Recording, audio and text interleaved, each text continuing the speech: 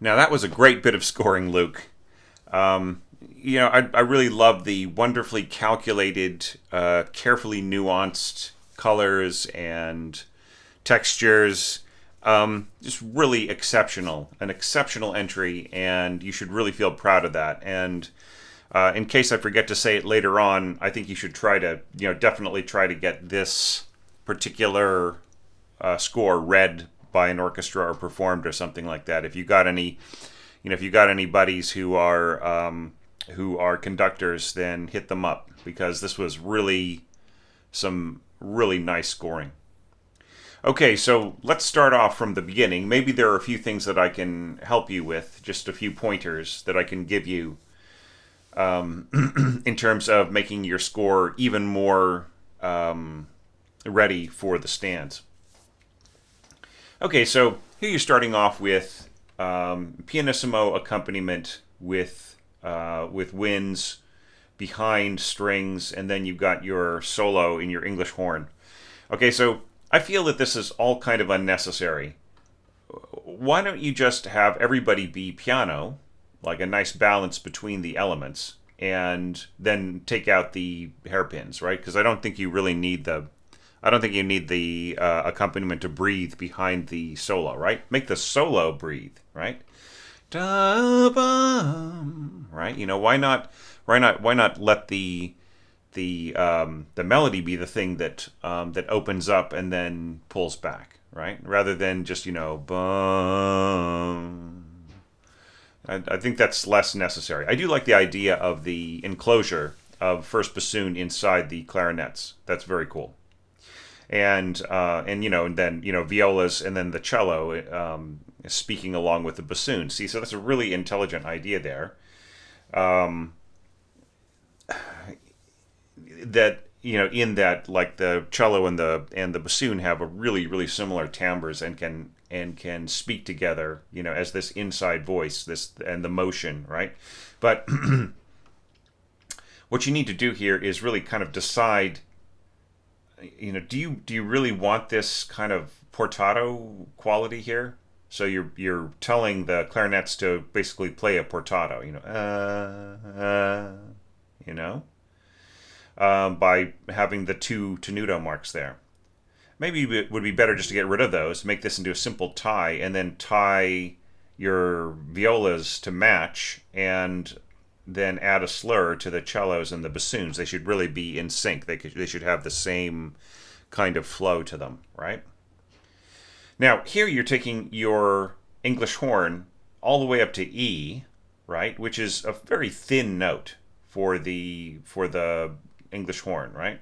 I mean, it might be better for you to bring in the doubling with the first flute a beat earlier, right? C sharp and D natural are not so out of range for the English horn, but it does get to be a little bit chalky up there. It's like it doesn't have that same sense of fluidity and sweetness. Go check out the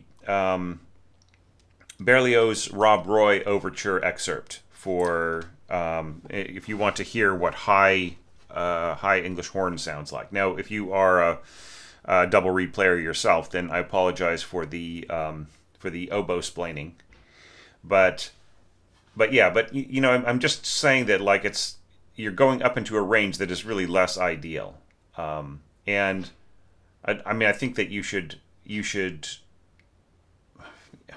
try to bring in the flute a little earlier. I think. I mean, here you're bringing it at sort of at the last possible moment, right? You're going all the way up to that E. But I feel that similar to some other evaluations that I've seen, you could bring in the flute a little earlier so that the blend reaching upwards in a slur is more coherent, right? Now here, this is completely unnecessary, indicating the bowing. Let the players decide that, okay? About the only problem I can see at the end of the phrase here is that you are not indicating uniform dynamics across the range, right? We were seeing piano crescendo to mezzo forte and then diminuendo, and I guess the assumption here is that it will diminuendo to piano. But if you want the harp and glockenspiel to be audible, you will not only have to mark them up, or actually just get rid of the diminuendo here. There's absolutely zero need for it, right? I would mark both of these with tenuto marks, right? Leave it louder, and this could also be marked like maybe mezzo piano or mezzo forte. And then just really make sure that everybody has got a diminuendo mark that just pulls things back in all parts, all right? Now here you are, you know, you have the added problem that you have pianissimo, crescendo, diminuendo, crescendo, so assuming like piano here, right? And then you bring in piano French horns. They should be pianissimo if you want this all to balance out, right? Pianissimo, crescendo, back down to pianissimo. And I wouldn't put an accent on this, right? The horns will stand out. They'll stick out of your beautiful texture here in the lower winds. If you want the lower winds to blend with the horns and the strings seamlessly, then your horns have got to be softer, all right? So I would say start here, piano, get rid of the hairpins. Then you can have crescendo. You can have two crescendos in a row, leading to mezzo forte, marked in all parts except for the French horns. Then your F horns. Here in the horns, pianissimo, crescendo to piano and back, right? And then I think that you have a beautiful balance right in there. Now, let's go to the development. Dun, dun, and nice. See, like you are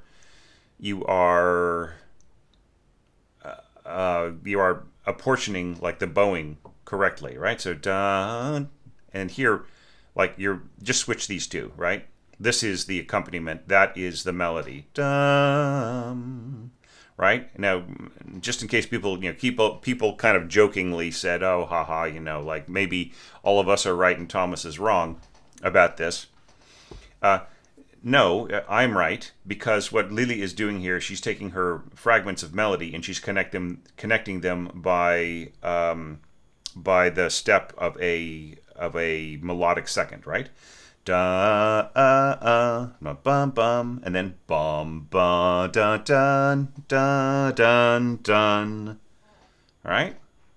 So it's not da da da dum bum bum, and in the piano part it doesn't go F sharp, C sharp, B, right? The F sharp is a full half note, right? So this is the actual melody right here in the middle. It's not a resolution, right? So anyway, just swap these two so you have the stronger violin section, the more leading violin section providing the melody. And then it can just go straight from D sharp, C sharp to B here. Now, I really love the articulation in here. Da, da, accent, Beautifully done. And then the same thing here, the little answer in clarinets and bassoons. Bum, bum, bum. Yeah, and just like absolutely no issues whatsoever. You know, you've got a little bit of support here from first horn and muted trumpets. Now, I took a look through this score, and as I recall, there are no other mutes indicated besides straight mutes, right? So all you have to do is just say consort, right? And then senza sword. And that's it, right? No need to write in ST mutes or whatever, right? I would actually get rid of the capital letters.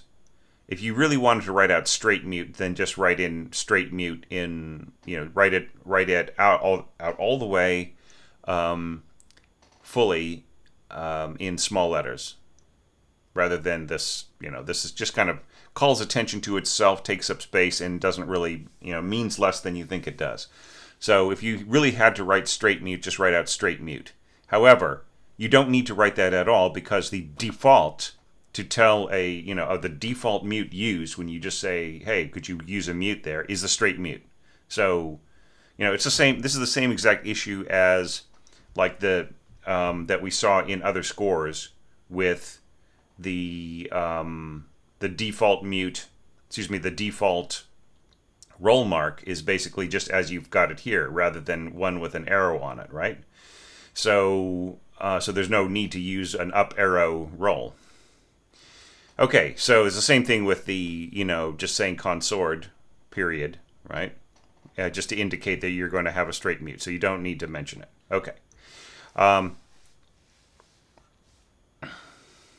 Yeah, and this all works fine. And pizzicato supporting, and I really like this pizzicato on the downbeat, da, and then pizzicato together, right? On the upbeat to bum, right? All right.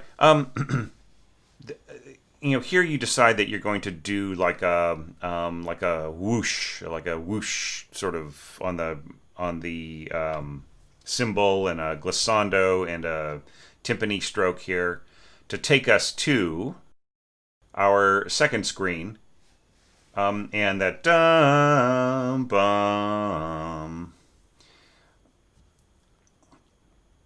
Yeah. So do you really need that Hollywood touch there, right?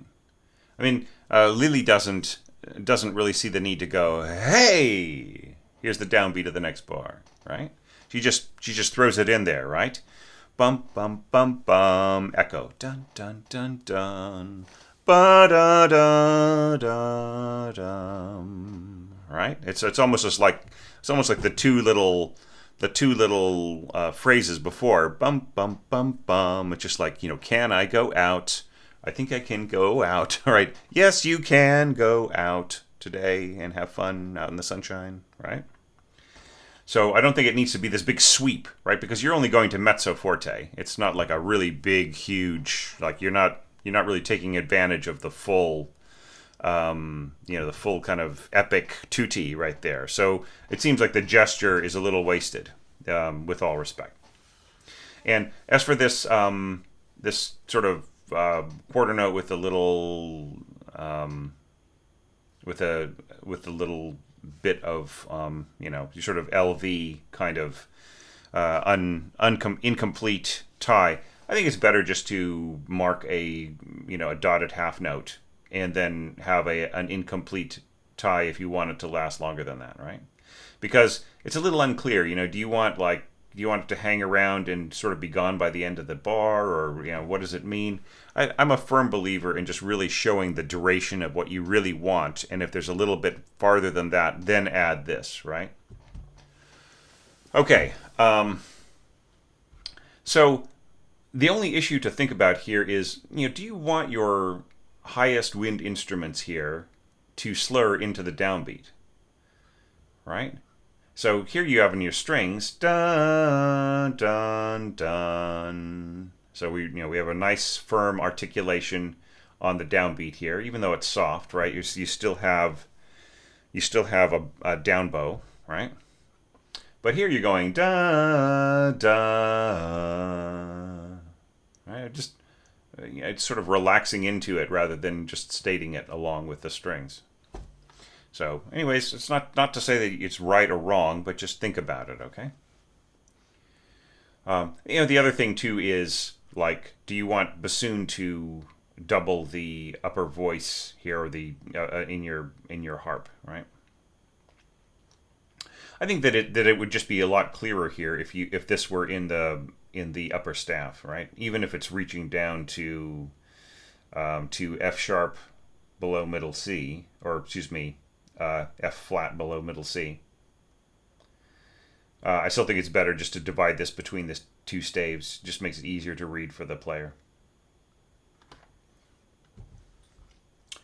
Okay, so looking at the orchestration of this, you've got the interlocking sixths in both violins and lower strings, violoncello. And that works great. It's very, very easy. And even right here, right, this is much easier to finger because it is it's an augmented fifth, right? So basically, enharmonically, it's a minor sixth. So it's just really easy to negotiate the fingering there.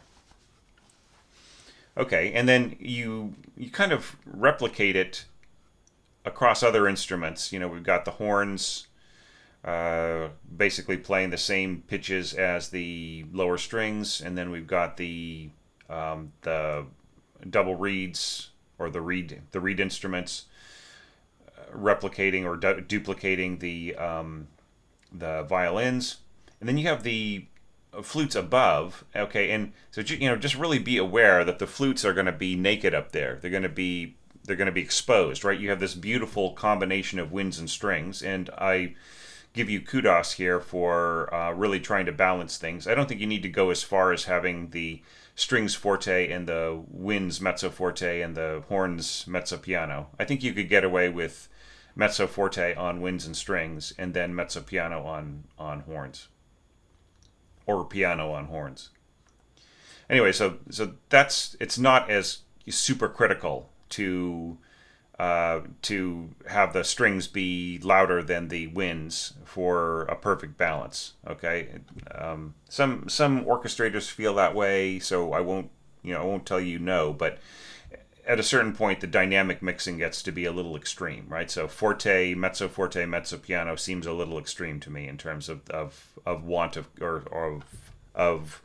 wanting to control the exact blend. I think it would be better just to really have to have winds and strings be the same dynamic, and that to be understood as the general dynamic with the horns behind it a little, right? So that you get the blend. Because right in here, you get a better mixture of timbres if everybody was piano, right? Except for the horns. And then, of course, harp shouldn't be pianissimo. You won't hear it at all. Harp should be like mezzo piano or mezzo forte, right? Okay. Now, to the next episode. Da, da. I like that in the string, so why not in the clarinet too? Why does the clarinet have to go bum? Oops, sorry, I bumped my microphone. Why does it need to be, why do we need to rob the downbeat of any articulation there in the solo part, right? Why can't it also go da da?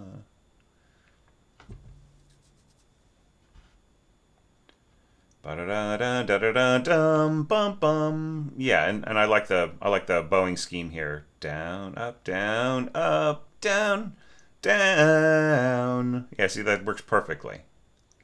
And then this matches really nicely. I really like the way you brought in the winds right in here, right? But, once again, we've got this kind of flute play an octave higher, flute play an octave higher, right? So, what is all that about? It adds this little sheen of color on top, yes, but it also has the risk of being absorbed into the texture, right? So if that's the intention, then great.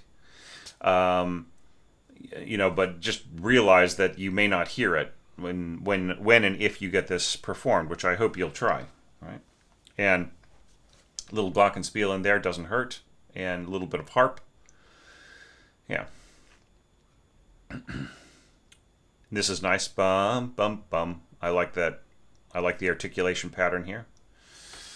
Now, ba-da-dum, bum, ba-da-dum, bum, bum. Yeah. All right, so it's interesting how you're taking big pains to balance winds and strings and so on. But here, the trumpet should really start at pianissimo, right? And look, the bassoons can be piano, okay? That's fine. Okay, and then when you get to here, winds forte, right? Because, like, by taking this tack, you're basically submerging the winds below the brass, right? So the brass are louder than the winds easily, right? Now, are the winds louder than the strings? Well, if everybody's playing in an integrated way, they can blend together, right? So, way better than the brass and the winds can, or the brass and the strings can. So it's better really to have the strings and the winds be marked the same, and for them to sort of cope and balance, and then to have the brass behind them in this kind of integrated texture, right? But other than that, it's lovely. Like what you're doing here with the heavy brass, and with these really solid strings right in here, pizzicato, little roll on the timpani. Now, do you really want this on a D natural? Right? Is that what we're going for there? Yeah, D natural. Yeah. Okay. It's fine. It just feels a little strange. Okay, and then we got our little roll on harp. I like the way you're sort of working out the pedaling, and you've been giving us pedal marks on the rehearsal mark. It's really great, just excellent thinking. See, so like you're taking so many pains here to make sure that this score is presented in a professional way. It's just going to do great things for you down the road. You might as well get this performed if you can. All right. And then this is lovely right in here, okay? And that's fine. It's perfect. Piano or pianissimo with both elements. Great. Now let's jump down here. Lointain, right, is spelled with an I. Lointain, right? If you want that, right? Same thing here. Lointain. So you better go fix that right away, okay? And here too. So here, what I really love about this section here, B to C, is the simplicity of the scoring. Okay, and I feel that is such a wonderful idea in terms of proportion, right? Like a lot of orchestration is about proportions of things, and not just proportions of timbre inside a texture, but proportions of scoring from part to part, right? And that that allows you to be magical from time to time, right? So this is really lovely. It's done in a really cool way. So yeah, so you're trying to have your winds and your brass like really soft, and I think you can go down to triple P here on your horns, like really soft, right? So that the radiance of tone, the natural radiance of tone, doesn't overwhelm the winds above it, right? Especially as you go into this. Now here I see you've got this little surge, and then you have the horns pulling out, right? So you're just left with this at the end, and that's really lovely. But yeah, especially if you want the harp in here to not have any problems against the horn, just mark it triple P, right? And then you've got this half arco, half pizzicato. That's not enough though, Luke. You have to be marking the pizzicato as a separate second voice, right? So just have arco on top, first voice, right? Say half arco, and then below, then mark the voice, the second voice below pizzicato, right? And have that just be like maybe a half note or a a quarter note, marked sostenuto, right? And the same thing for the double basses. Now that's a cool effect. And then you've got your solo violin. That's all done. By the way, it's a very lovely mock-up. Very nicely done.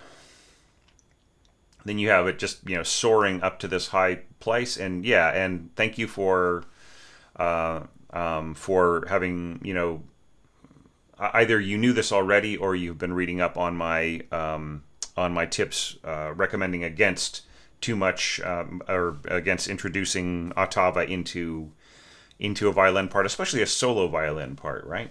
It's kind of funny that that the people who complain about ottava the most as violinists are the concert masters, right? 3 or 4, like those are the ones that I've talked to. They're the ones that are the most vehement, right? Against, like they're the ones that rail against it because in their way of thinking, a concert master is practically a soloist, right? They're like they're a cross between a soloist, which they play solo parts all the time, and they've got chops not necessarily as a conductor, but as a leader of the orchestra, right? And then of course they're a fantastic section player. So from their state of mind, the ottava is like the most unnecessary thing in the world, right? So they can easily read this stuff, and it's really no problem. So thank you for scoring that, and then for keeping the flutes underneath it. That's really lovely, and so that the solo violin can really speak out. Okay, and then if you do that and leave the harp marked piano, espressivo, then all of this will come through beautifully, right? So that's my recommendations of balance, right? So triple P is fine. Excuse me. Pianissimo is fine in these parts. I would say triple P for your horns, piano for your harp, piano espressivo, and then piano is fine there as well, right? Okay, and then you have just a little roll of tam-tam here. I'm not so sure that you need to lead us by the nose by giving us a 5-1. Bum, bum. You know what I mean? They're just like, here we go, right? From 5 to 1, resolve the chord. You know what I mean? I don't think you need to do that. All right? I think that, no, Lily doesn't really do that, right, in the music. She just drops the tonic on you in this beautiful, magical music, right? So, you don't need signposts at all. You can leave this timpani stroke in here. But you don't need a big arrow, right?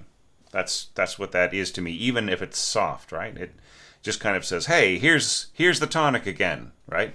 And Lily, if you just look through the piano score, Luke, and you can see that Lily has really tried to avoid all of that, right? Like when it's time to go to the tonic, she goes to the tonic. When it's time to sort of fake you out, she fakes you out, right? But she doesn't supply you with a lot of things that feed into your expectations as a listener, right? Because she is from that post-romantic era that we often call impressionist, which she would not accept, the label of which neither she nor any of the other so-called impressionists would accept, right? But part of their scheme in that period was to not underline common practice strategies, right? So I think you can do the same.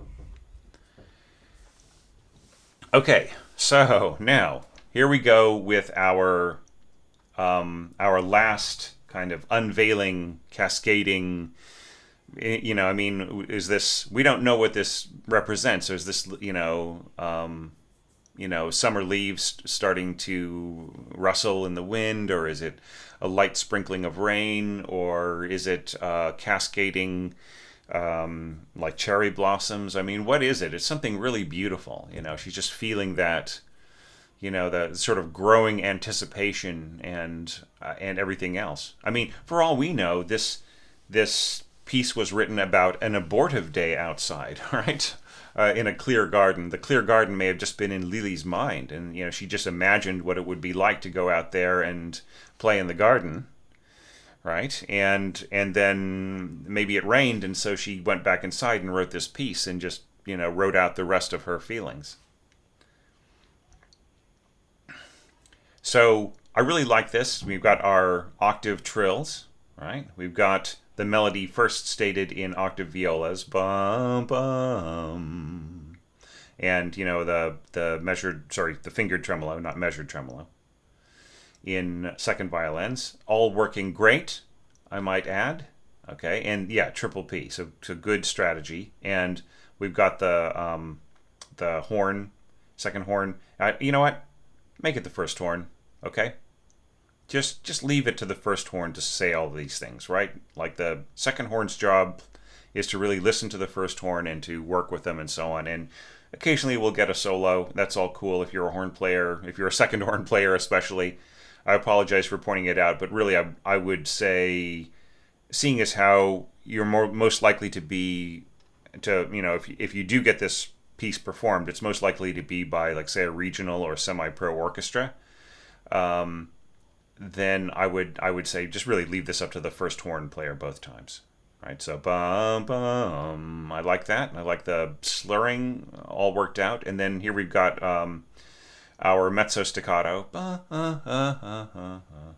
First flute, clarinets, bassoon, all in really dynamically manageable registers. Beautifully done. Okay, now we're going on, and some of the same strategies are preserved, and some of them are elevated. Right, so right in here, like, mark this, like, I would say piano accent.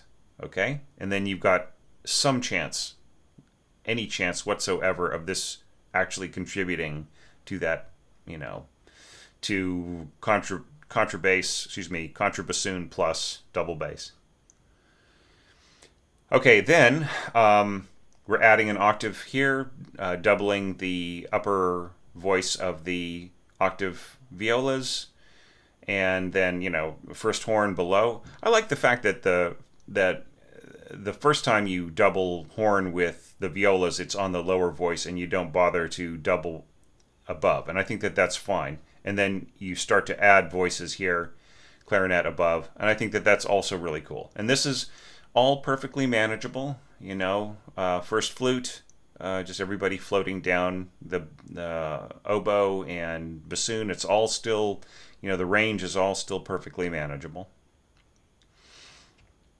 dynamically and so on. And then, okay, so here, rolling the tam-tam, rolling into the downbeat, into a crescendo. That's all cool. This is a little tricky. They're going to be that you're going to have your horns and trombones holding onto it and then pushing at the very end. But it's not very long. It's only 6 beats, right? It's extra slow, but I mean extra slow compared to a little fast, right? So, at 108, that's fine. 6 beats of 108, pushing at the end is fine. But don't do this with at the end of a really long tie. Don't have them suddenly push, all right? It's doable, but it's just, just not very pleasant for anybody. And then we are at letter D, okay, and continuing on. So here you got second piccolo, playing in its middle register, middle going to upper register, and sort of given up on strings right in here and just going over to trumpet, this sort of triple octave of bassoon, trumpet, and piccolo, and that will work. I still just, I almost wish that you could continue on with some kind of string doubling in there, just to keep the quality of strings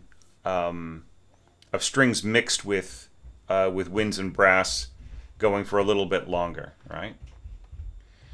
And now I noticed that right in here, you're sort of like, you do this really cool thing, which is like, you take the 2 melody notes and then you start to do a measured tremolo on them, and I think that that's just really brilliant. It's really, really nice. But let's jump back to here. Okay, once again, just contrabassoon, double bass, holding that low pedal B, and we've got brass a little bit louder now, and things starting to pick up. nicely balanced for the most part. And then our little rose petals falling down. And then right in here, this was really, really cool. You're starting nice and strong, okay, and I think you can be stronger in your winds as well. And then you pull back so quickly or so delicately that the harp can be heard in this beautiful solo right here. Okay. I think you should really specify, like, if you're going to non-arpeggiando here. And I'm just going to check back. Yeah, see, so you have rolls here on the previous page. And you just really need to, I think you should say non-arp sempre. Say right back here if you really do not intend. Because otherwise the impulse of the harpist is going to be to make this all beautiful gushing rolls going towards the end, right? But if you just really want them to be clear, like chiming, bell-like chords, then that is the thing to do.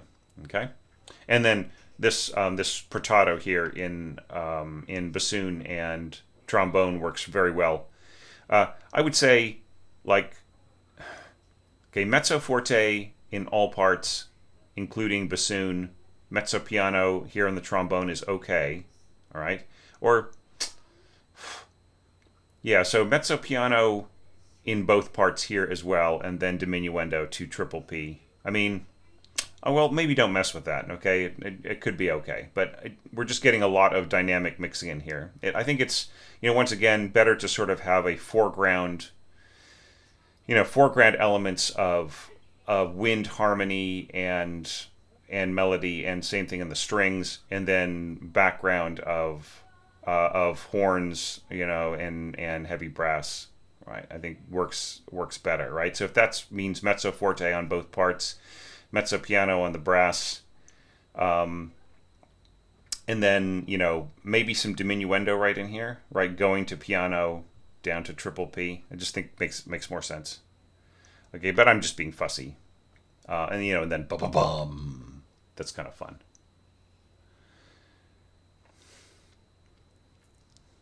Of course, this is not going to be heard unless it's fortissimo.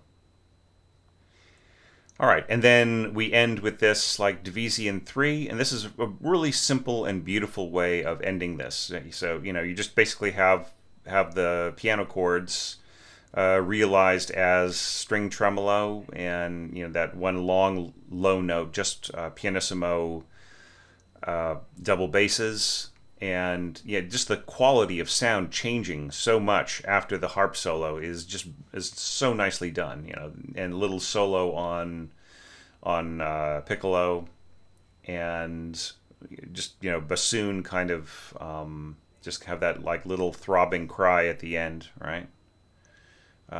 So I mean, just really nicely done, Luke. I mean, I think you should feel really happy with this score. And there are a lot of very professional things done about it. I mean, which I didn't go into in this lecture, but a lot of professional treatment of the score. So, I mean, what are your options from this point? I mean, to try to get it performed, or to, or to kind of fix it up a little bit and put it in the closet, or to take some of the lessons that you learned from this this particular evaluation and from your own experience of scoring, and then work that into your own music and in your own ideas in a stronger way, right? So a lot of things you could take from here, but I mean, the main thing is that you supplied another great score to this series of challenges. And I really appreciate it, and thank you so much for supporting on Patreon and for being a part of the Orchestration Online community, and and for sticking with it. I just really think you are turning into a fine orchestrator, and I'm just really curious to see what you will do with the next orchestration challenge, which is really going to take a left turn from this style. Like when we look back over, the past few challenges, I've tried to keep the music fresh and different, but there's no question that there is a little bit of a relationship between this score and the Seamstress from Mussorgsky. Definitely the piano works of the Mighty Five. influence the piano works of the Impressionists to a degree, or influence the people who influenced the Impressionists. And I feel some of that in this, right? So, and there's a kind of a, even though it's a very bustling piece, the seamstress, it does have a lot of energy to, it does have it does have a bit of a placidity to it overall, right? There's a kind of a, even though there's kind of a mechanism underneath everything, there's a kind of a feeling of calm above the storm. So our next selection to orchestrate next year is going to be very different. And I'm not going to say in what way, but you'll just have to see for yourselves. And then for 2022, I also have a piece picked out for a very specific reason. And hopefully it will still be relevant by then. So anyways, to get back to this, thank you everybody for watching, and thank you, Luke, for your entry. I really do appreciate it. And I will be back with more evaluations of these dotted brev / longa entries for the 2020 Orchestration Challenge very soon.